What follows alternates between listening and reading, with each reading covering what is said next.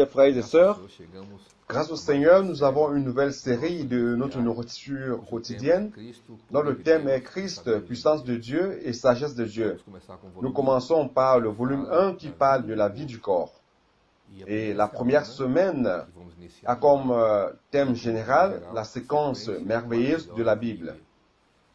Grâce soit rendue au Seigneur, car nous allons mettre en relief à partir de maintenant certains points principaux qui sont liés à chaque jour de la semaine, comme nous avions l'habitude de faire, afin de vous aider à comprendre davantage le message de la semaine, afin que vous creusiez mieux, profitez mieux de cette parole pour la présenter à l'Église d'une manière robuste et pleine de vie.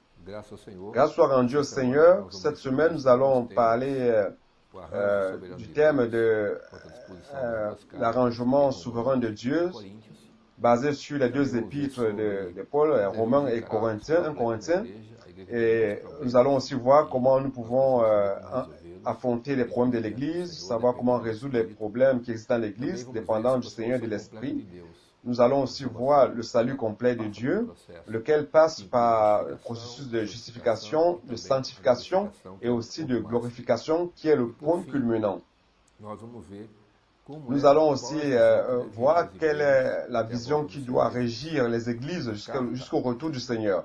Alors, la première épître aux Corinthiens montre plusieurs problèmes. Et ces problèmes sont engendrés par le fait que les frères vivent dans la chair. C'est-à-dire que plus nous vivons dans la chair, plus nous apportons les problèmes tant au Seigneur qu'à l'Église. Nous savons que dans l'Église, nous devons apprendre à vivre par l'Esprit, à chercher davantage la présence du Seigneur pour devenir des enfants matures, afin d'aider Dieu et aider aussi l'Église à croître, afin de conclure le plan de Dieu sur terre. Donc, loué soit le Seigneur. L'épître aux Romains présente le salut complet de Dieu par rapport à l'homme. C'est-à-dire que tandis que 1 Corinthien montre des effets, des faits assez négatifs, les problèmes de l'Église, nous voyons donc Romains qui apporte plutôt des solutions. Et nous avons donc besoin du livre de Romains. Donc, bien que le livre de Romains soit écrit avant 1 Corinthien, dans la Bible, il apparaît en première position. Il apparaît avant 1 Corinthien. Pourquoi? Car pour entrer dans le livre de Corinthiens qui contient beaucoup de choses négatives, il est important que premièrement, nous comprenions que Dieu a un plan pour cet homme déchu, pour cet homme plein de problèmes. Et ce plan que Dieu a par rapport à cet homme, c'est son salut complet à travers Christ Jésus.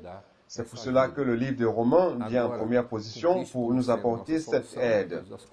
Alors maintenant, comme Christ est solution à toutes choses, nous pourrons déjà entrer dans 1 Corinthiens et profiter de toutes les richesses qui y sont. Et prendre chaque situation dans ce livre comme une aide pratique à notre égard.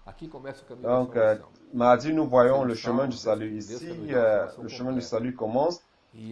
Dieu veut nous donner le salut complet. Et ce salut complet, comme je l'ai dit au début, cela implique la justification, la sanctification et la glorification. Commençant par la justification, la situation de l'homme au début était une situation misérable de chute. Et il avait donc besoin d'une justification. Et pour cela, Dieu a donné une justification à travers Jésus-Christ. Il est venu comme un homme. Il a connu une vie humaine sur terre, il a souffert pour nous, il est allé à la croix, il a versé son sang. Et ce sang versé par Christ sur la croix, c'était une base pour Dieu, pour la justification. Tout comme dans l'Ancien Testament, vous vous rappelez de la figure du propitiatoire où le souverain sacrificateur devait entrer dans le Saint des Saints, qui était un lieu très important pour le sacrificateur. Et au-dessus de l'arche, il y avait le propitiatoire. Alors, le souverain sacrificateur ne pouvait pas entrer dans le Saint des Saints sans le sang. Il devait apporter du sang, l'asperger sur le propitiatoire, et seulement à partir de ce moment qu'il pouvait entrer. Et ce sang versé sur le propitiatoire faisant en sorte que Dieu devienne propice par rapport aux hommes. C'est le sang de Christ. Une fois que le sang de Christ a été versé pour nous, et que nous croyons à cette œuvre rédemptrice de Christ, nous sommes justifiés par Dieu. Alors à partir de ce moment-là, Dieu devient propice à nous qui croyons. Alors cette justification est merveilleuse car nous en avions besoin. Alors Romains 1 à 8, nous voyons cet état déchu de l'homme. Et au chapitre 8, Paul dit ceci, déjà à partir de la fin du chapitre 7, il dit, « Misérable que je suis, qui me délivrera du corps de cette mort. » Et il dit, « Grâce soit rendue à Dieu pour Jésus-Christ. » Donc au chapitre 8, il nous montre la loi de l'esprit de vie qui va sauver l'homme de la loi du péché qui se trouve dans nos membres. Alors loué soit le Seigneur, aussi au chapitre 12 à 16. De Romains, nous voyons la vie d'Église qui nous aide aussi par rapport à ce processus de sanctification. Alors, si nous expérimentons cette parole que nous avons dans 1 Corinthiens, ces paroles de 1 Corinthiens nous seront vraiment aidées. Alors, comme Christ, comme Sauveur, nous commençons à connaître le processus de justification qui est le début, et nous pouvons nous approcher du trône de grâce et profiter des insondables richesses du Seigneur. Alors nous allons à mercredi et jeudi. Ces 2 jours parlent de la sanctification. Pourquoi avons-nous besoin de la sanctification? Parce que notre âme est contaminée par les choses du péché, les éléments du péché. Alors, il est important que nous ayons la sanctification en nous.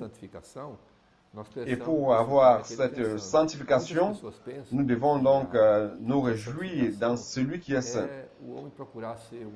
Dans le Passion, beaucoup de gens pensaient qu'il s'agissait d'être quelqu'un de bien, de juste. Alors, les gens essayaient de s'améliorer chaque jour pour être saints. Il ne s'agit pas de cela. Donc nous savons que bien que l'homme fasse des œuvres bonnes, il ne sera jamais saint devant Dieu, car Dieu est le seul qui est saint. Si nous voulons être saints, alors nous devons rechercher la présence du Seigneur, vivre en esprit, nous réjouir de la présence du Seigneur, prier, avoir la communion avec le Seigneur dans la Bible, dans les livres spirituels, la nourriture quotidienne, rechercher à nous impliquer dans le processus de prédication de l'Évangile, de prendre soin, réunion d'église. Tout cela va nous aider à devenir de plus en plus saints, c'est-à-dire lorsque nous recherchons les choses spirituelles. Alors, le processus de sanctification n'est pas un processus qui se passe du jour au lendemain. Ça ne se passe pas d'une manière rapide. En fait, c'est un processus lent qui va pas à pas, qui est constant, et cela se passe en nous lorsque nous sommes liés à Christ. Plus nous sommes liés à Christ, plus nous allons devenir saints. Alors, vendredi, nous voyons le chemin du salut. Nous avons parcouru ce chemin à partir de la justification, de la sanctification. Et maintenant, nous voyons donc la glorification. Alors, la glorification, c'est la maturité pleine de l'enfant de Dieu. C'est le point culminant, c'est où Dieu voudrait que nous arrivions. Alors, lorsque nous croyons au Seigneur, qu'est-ce qui se passe? Lorsque nous croyons en Dieu, nous sommes régénérés. Et à travers la régénération, à travers la nouvelle naissance, nous devenons des enfants de Dieu. Seulement, dans la Bible, il y a 2 mots grecs qui désignent un enfant. Il y a teknon, qui désigne un enfant nouveau-né, immature, et ouios, qui désigne un enfant mature qui est déjà grand. Alors, pour que vous compreniez, Romains 8, 16 dit ceci, « L'Esprit lui-même rend témoignage à notre esprit que nous sommes enfants de Dieu. » Ici, le mot enfant ici, c'est un enfant tout petit, un nouveau-né. C'est pour cela qu'il dit que l'Esprit qui est en nous témoigne à notre esprit que nous sommes enfants de Dieu. Alors, le mot grec ici, c'est teknon. Mais au verset 14, nous avons ceci, il dit, « Car tous ceux qui sont conduits par l'Esprit de Dieu sont fils de Dieu. » Ici, le mot « fils » ici, il ne s'agit plus de technon, mais de huios, c'est le mot grec. Ici, dans Romains 8, 14. Pourquoi? Car les enfants matures de Dieu ne marchent plus selon leur propre volonté. Ils ne marchent plus selon leurs propres pensées, selon leurs propres chairs. Mais ces enfants matures de Dieu, ces enfants huios, ils marchent guidés par l'Esprit de Dieu. C'est l'Esprit de Dieu qui guide ces enfants matures. Donc, lorsque nous croissions et devenions matures, nous ne marchons plus selon nos propres chemins, selon notre propre volonté, mais nous commençons à dépendre et à être guidés par l'Esprit. Alors, nous sommes guidés par l'Esprit. Nous sommes donc des enfants matures de Dieu. Donc, plus rapidement nous croissions, qu'est-ce qui va se passer? Nous allons causer moins de problèmes au Seigneur et aussi à l'Église. Aujourd'hui, il y a tellement de problèmes dans l'Église. Pourquoi est-ce qu'il existe beaucoup de problèmes dans l'Église? C'est par manque de croissance. Alors, qu'est-ce qui nous aide à croître en vie? Romains 5, 3 dit ceci. 5.3, c'est bien plus nous nous glorifions même dans les tribulations, sachant que la tribulation produit la persévérance. Alors, la tribulation, d'une certaine manière, apporte la croissance. Donc, Dieu, parfois, il permet que nous connaissions des situations de tribulation, de souffrance pour notre croissance. Et parfois, nous ne comprenions pas cela. Et nous culpabilisons. Mais Dieu, il profite de chaque situation de tribulation, de souffrance qui se passe dans nos vies pour nous amener à maturité. C'est ça le premier point. Et le deuxième point, c'est dans Colossiens 1, 24, qui dit ceci, « Je me réjouis maintenant dans mes souffrances pour vous, et je supplée dans ma chair à ce qui manque aux afflictions du Christ pour son corps, qui est l'Église. » Paul ici dit qu'il se réjouit dans ses souffrances pour vous, c'est-à-dire pour l'Église, et il supplée dans sa chair ce qui manque aux afflictions de Christ pour son corps. Donc Paul souffrait pour le corps du Christ, pour l'Église. Ce type de souffrance nous fait croître davantage et nous fait devenir matures. Si nous devons connaître des souffrances, que ce soit des souffrances pour l'Église, pour le corps du Christ, afin que nous croissions. Alors nous entrons samedi et dimanche, et ces 2 jours parlent de notre double mission. Notre double mission, c'est d'abord d'engendrer un groupe de vainqueurs collectifs et de préparer le désert. Alors Apocalypse 12 parle d'une femme. Et cette femme est prête à enfanter, à donner naissance à un enfant mâle. Le dragon attend cet enfant, il attend la naissance de cet enfant pour le dévorer. Alors qu'est-ce qui se passe? Cet enfant naît et il est enlevé par Dieu. Alors le dragon ne parvient pas à nuire à cet enfant mâle. Alors cet enfant mâle, en fait, c'est quoi? C'est la partie forte de la femme. Cet enfant représente les vainqueurs. Donc Dieu aujourd'hui veut engendrer des vainqueurs dans l'Église. Dieu nous donne une opportunité de nous impliquer dans ses affaires, dans son plan, dans l'Église, afin que nous puissions croître en vie, que nous impliquions davantage dans ces affaires et devenir des vainqueurs collectifs. Dans le passé, il y avait des géants spirituels. C'était des géants spirituels individuels. Aujourd'hui, nous sommes des travailleurs de la dernière heure. Nous avons très peu de temps avant le retour du Seigneur. Alors nous devons travailler davantage. Aujourd'hui, Dieu ne se préoccupe pas de vouloir engendrer des géants spirituels individuels, mais il veut en fait un groupe de vainqueurs. Alors, il nous donne l'opportunité de croître. C'est l'heure de faire naître l'enfant mâle, qui est la partie forte de l'Église. Et c'est cette partie qui est un compromis avec les affaires du Père. Alors, loué soit le Seigneur, car nous vivons une vie difficile. Je voudrais rappeler à toute l'Église qu'aujourd'hui, nous ne pouvons plus continuer à vivre tout simplement une vie de réunion où nous allons aux réunions, louer, écouter les messages. Cela, c'est très peu pour que nous devenions des vainqueurs. Nous avons besoin, au-delà des réunions d'église qui nous font croître, connaître la parole et nous donnent l'opportunité aussi de servir, mais nous devons aussi chercher des choses plus grandes encore qui sont liées au plan de Dieu, qui est l'œuvre de Dieu. Dieu a une œuvre qui est grande, qui doit être faite. Il veut atteindre les territoires qui n'ont pas encore été atteints, des villes qui n'ont pas encore la vie d'église, et même parfois des quartiers dans nos propres localités, nos villes qui n'ont pas encore la vie d'église.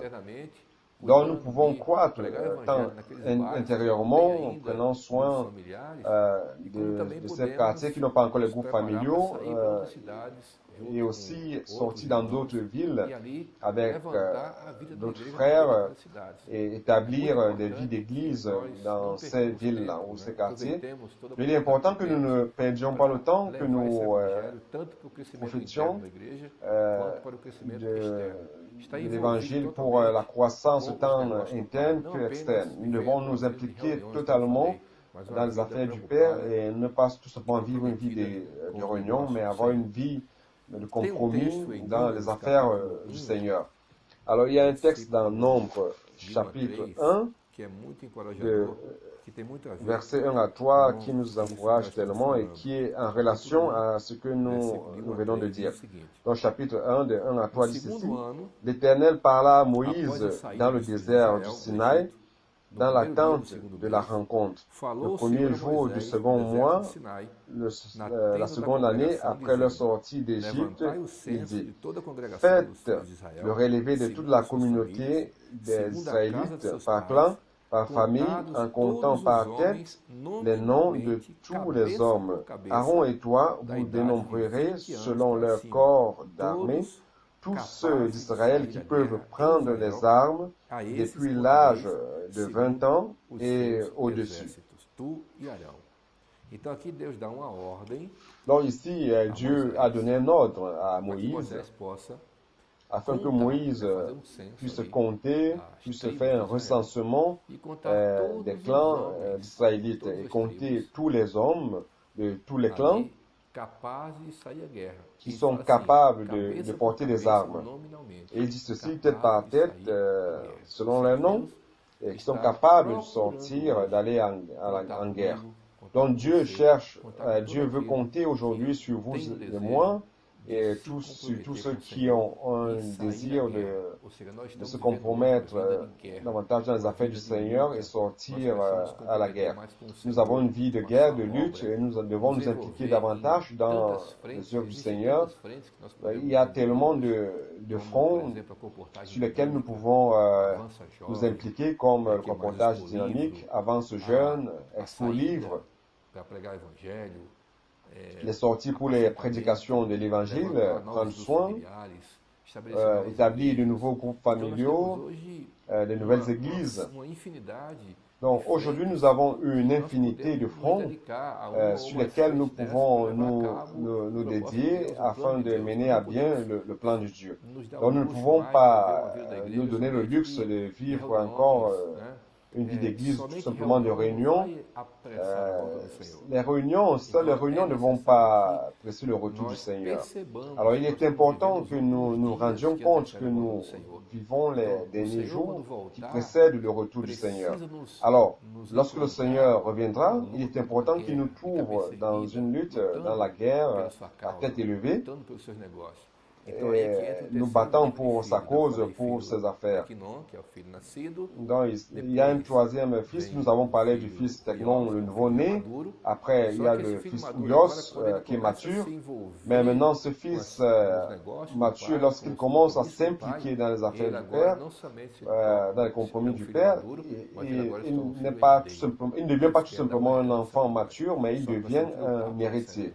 Dieu veut nous donner un héritage, mais nous devons lutter pour cet héritage. Nous devons valoriser cet héritage que Dieu veut nous donner, nous battre pour lui, pardon, et nous impliquer davantage. Et pour cela, nous allons presser le retour du Seigneur. Alors, j'espère que vous puissiez creuser davantage dans ce message qui est très riche de cette première semaine du volume 1 de cette nouvelle série merveilleuse, que vous puissiez en profiter et alimenter l'Église, encourager l'Église à s'impliquer davantage dans les affaires de notre Père. Jésus est le Seigneur.